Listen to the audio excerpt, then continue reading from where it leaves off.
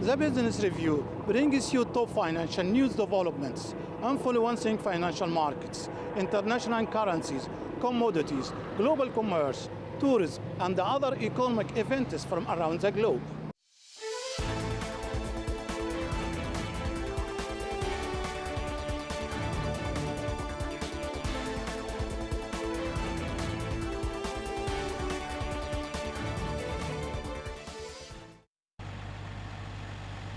The Ministry of Public Works said that it approved through the National Team for the Reconstruction of the Gaza Strip several payments to be paid to contractors as part of the Kuwaiti grant, which amounts to $2 million that have been distributed to the water and infrastructure sectors destroyed since 2014. The ministry stated approved payments of approximately $800,000 for the implementation of the second package of the Southern Conveyor Line project and the development of networks, which receive additional water from outside the strip, part of the water sector project.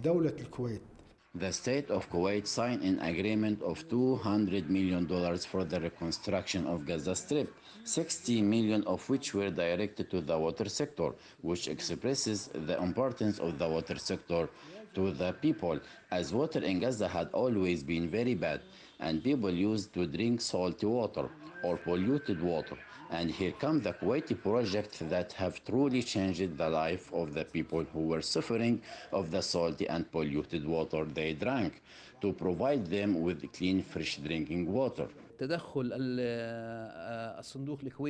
The Kuwaiti Fund, which is charged with dispersing the Kuwaiti grant amounting to $200 million under the direction of His Highness the Emir, through which we were able to implement projects that cover all vital aspects of life in the Gaza Strip. The ministry also added that it approved payments of about $560,000 for infrastructure projects in the northern Gaza governorates and $700,000 for the implementation of infrastructure projects in Khan Yunis and Rafah governorates, from compensation amounts for infrastructure projects in the central governorates of the Gaza Strip in the area of destroyed infrastructure from the 2014 aggression funded by the Kuwaiti grant. Our share in the Ministry of Local Government was $38 million, distributed to implementing vital projects in different aspects that are very essential to the residents in Gaza Strip, such as road, water, wastewater, infrastructure projects, and some of the buildings that were reconstructed for the municipalities. Minister of Public Works Mohammed Ziyareh said that the ministry, represented by the National Team for the Reconstruction, are supervising the follow-up of dispersing Kuwaiti grant bills and will continue to work on completing all payments due for contractors. It's worth noting that the value of the Kuwaiti grant, which amounts to $200 million, was dedicated to projects covering all aspects of life in the Gaza Strip. For KTV2, this is Business Review Program, Yumna Sayed, Gaza, Palestine. The Palestinian Ministry of Agriculture inaugurated the date harvest season with participation of a wide range of Palestinian farmers who are proficient in cultivating and trading dates in various kinds and varieties and using them in various industries. The date season contributes to rotating and reviving the wheel of the Palestinian economy in Gaza, despite the crisis of the crossings, their closure, and the continuing power outages that confuse the accounts of farmers and traders in collecting their profits from the date season. These farms today have produced for the first time Berhi yellow date in the Gaza Strip.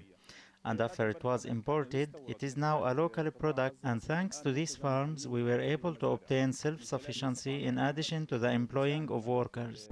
While the Ministry of Agriculture indicated that 250,000 fruitful palm trees that are spread specifically in the southern Gaza Strip this year produced approximately 15,000 tons of dates. Approximately 13,000 tons will be marketed in the local markets, and part of that quantity will be transferred to Ajwa, and other industries, while the rest will be stored in refrigerators in the hope of exporting it during the remainder of the year. Gas and dates, although they're very specific kinds, but they're distinguished by their high quality and the great turnout of the citizens to consume them as dates, rotab or ajwa. Or they are transferred with the capabilities available to us to ajwa, as we have supported farmers with 30 drying devices for dates in order to convert these products into ajwa that is preserved and sold at a high economic price.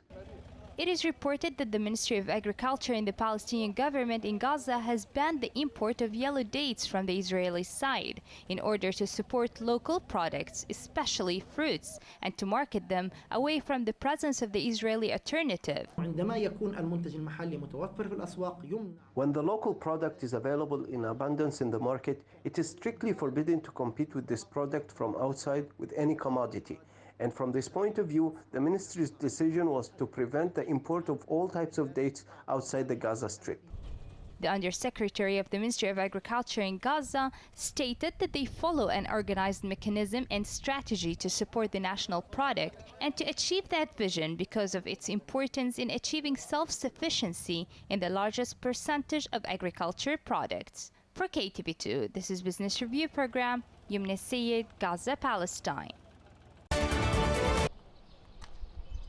A great importance lies in supporting small and micro enterprises to reactivate these institutions that were greatly affected during the corona pandemic, as the Palestinian economy depends on small enterprises at a rate ranging between 92 and 93%.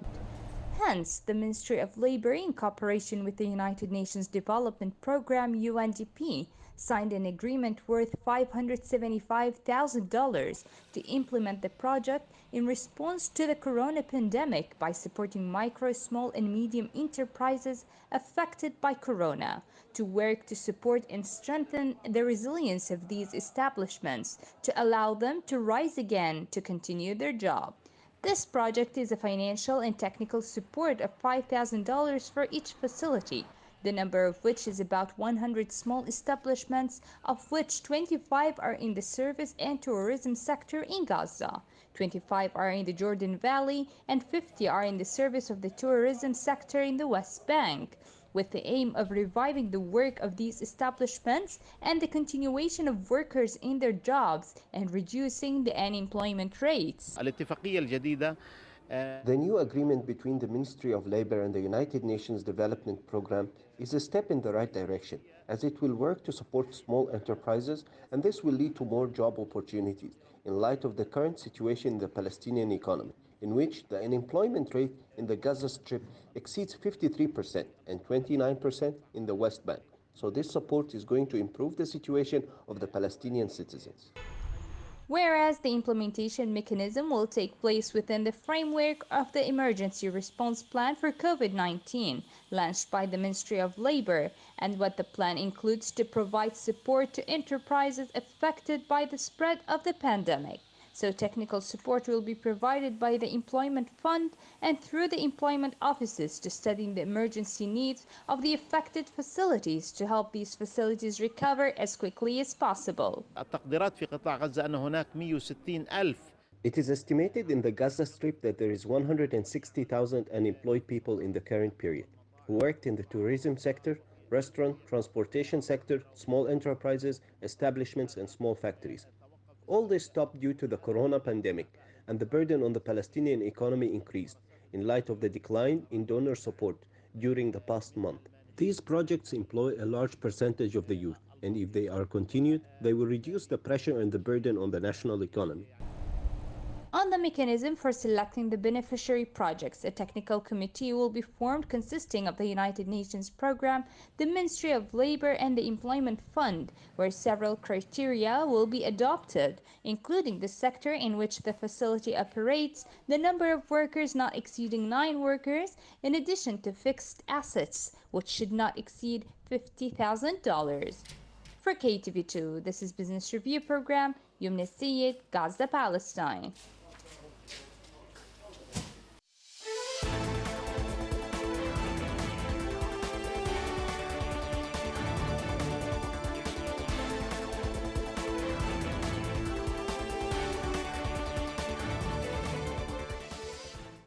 This brings us to the end of this episode of the Business Review. We hope to see you again tomorrow with news of stock markets, economic conferences, commodities, currencies, regional and international financial news, and much more.